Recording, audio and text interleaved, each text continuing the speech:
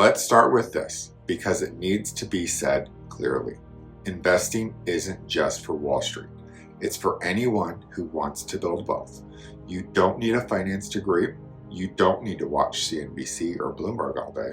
And you definitely don't need to guess which stock is going to explode next. What you do need is a basic understanding of how investing works and a plan that makes sense for you. Most people don't avoid investing because they're lazy. They avoid it because it feels confusing or risky or like everyone else knows something they don't. My job today is to strip that away and make this practical. So let's walk through investing the same way I explain it to clients sitting across the table from me. At its core, investing is simple. You're putting money to work today so it has the opportunity to grow over time instead of sitting still. That growth comes from businesses earning profits, governments paying interest, and markets expanding over decades. Investing isn't magic, it's participation, and it works best when you stop trying to be clever and start being consistent. When you buy a stock, you're buying a small piece of a real company. You're saying, I believe this business will grow over time. Stocks can grow faster than other investments, but they also move around more. That volatility is normal. It's not a flaw. It's the price of higher long-term potential. The mistake people make is treating stocks like bets instead of ownership.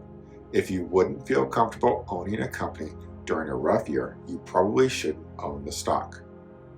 Bonds or loans. You're lending money to a government or a company, and they pay you interest in return. Bonds don't usually make headlines, and that's kind of the point. They tend to be more stable than stocks and provide balance when markets get rough. However, bonds still carry risks. Their value can fluctuate with interest rates, inflation, and the financial strength of the issuer. They're not designed to eliminate volatility, but to help manage it. Think of bonds as the shock absorbers of a portfolio, helpful for stability, but not risk-free. They're not exciting, but they matter. Most people shouldn't be picking individual stocks at all. That's where mutual funds and ETFs come in. These are baskets of investments. Instead of buying one company, you buy hundreds or even thousands at once. Mutual funds are typically actively managed.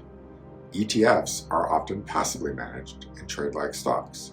Diversification is a key benefit of these vehicles because it reduces reliance on a single company. However, diversification doesn't eliminate risk.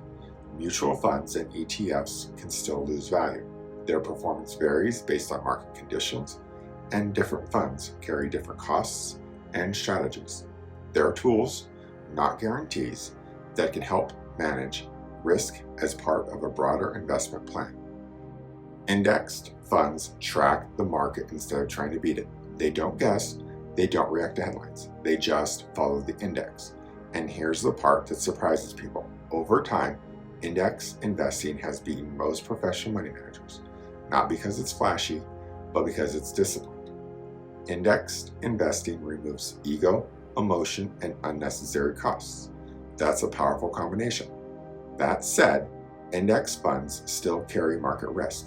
When the index declines, they generally decline with it. Past performance isn't guaranteed to continue, and this approach may not be suitable for every investor or every market environment. Diversification is how you manage risk without trying to predict the future. Instead of betting everything on one company, one industry, or one idea, you spread your money across many different areas of the market. When one part struggles, another may be holding steady or even doing well. That balance is what keeps your plan from getting knocked off track by any single event. This matters more than people realize. Markets don't move in straight lines, and different investments take turns leading and lagging. The problem with putting too much faith in one winner is that leadership changes, often when people least expect it. Diversification accepts that reality and builds around it. You don't need to know what will outperform next year because your portfolio isn't dependent on being right about the one thing. That's why diversified investors are better able to stay invested during downturns, when your entire outcome doesn't hinge on one stock, one sector, or one headline. volatility feels more manageable. Diversification doesn't eliminate ups and downs, but it softens them enough that you can stay the course. And staying invested and not guessing right is what gives long-term plans their strength. Risk tolerance isn't about what a textbook says you should do. It's about what you can actually live with when things get uncomfortable. On paper, a more aggressive portfolio might look great during strong markets, but if a market drop keeps you up at night, makes you check your account every hour, or pushes you to sell at the worst possible time, then it's not the right strategy for you, no matter how good it looked on a spreadsheet. Real risk tolerance shows up during downturns, not during bull markets. Anyone feels comfortable with risk when balances are going up. The real test is how you react when the market is down 10 or 20% or even more. If your instinct is to panic, freeze, or bail out completely, that's a signal your portfolio is too aggressive. And selling during fear is how temporary declines turn into permanent losses. The best portfolio isn't the one with the highest theoretical return. It's the one you can stay invested in through good markets and bad ones. That's how compounding actually works, not through bravery or bold predictions, but through consistency. A slightly more conservative plan that you stick with will almost always outperform an aggressive one you abandon at the wrong time. Let's talk about the mistakes I see over and over again, because they trip up even disciplined investors. One big one is chasing whatever's hot. By the time something is everywhere, the easy gains are usually gone. Another is trying to time the market. People want to get out before a drop and back in before a rebound, but markets don't work on a schedule. Miss just a few strong days and long-term returns can take a hit. I also see investors overreact to headlines and check their accounts constantly. When you watch every move, normal ups and downs feel like emergencies, and that's when emotional decisions creep in. Fear and excitement are human, but they're expensive emotions in investing. And be careful with anyone who says they know what's coming next. Nobody does. Markets don't reward prediction. They reward patience, discipline, and staying invested. The goal isn't to be perfect, it's to be consistent long enough for compounding to do its job.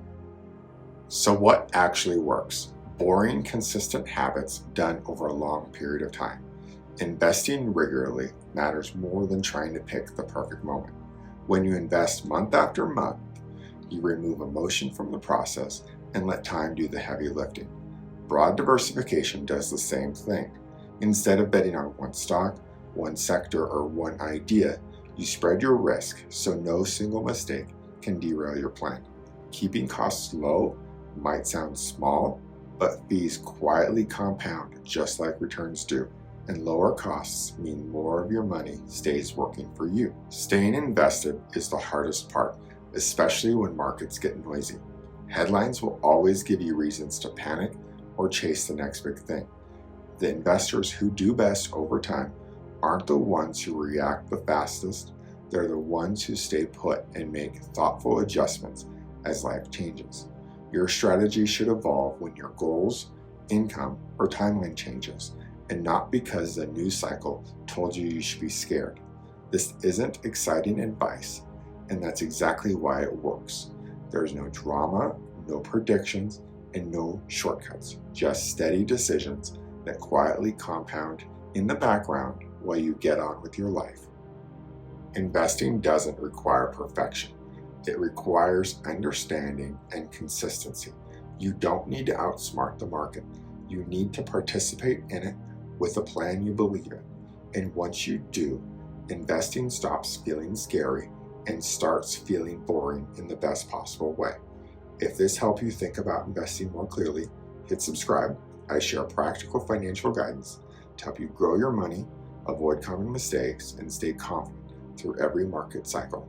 Because building wealth isn't about guessing right, it's about staying the course.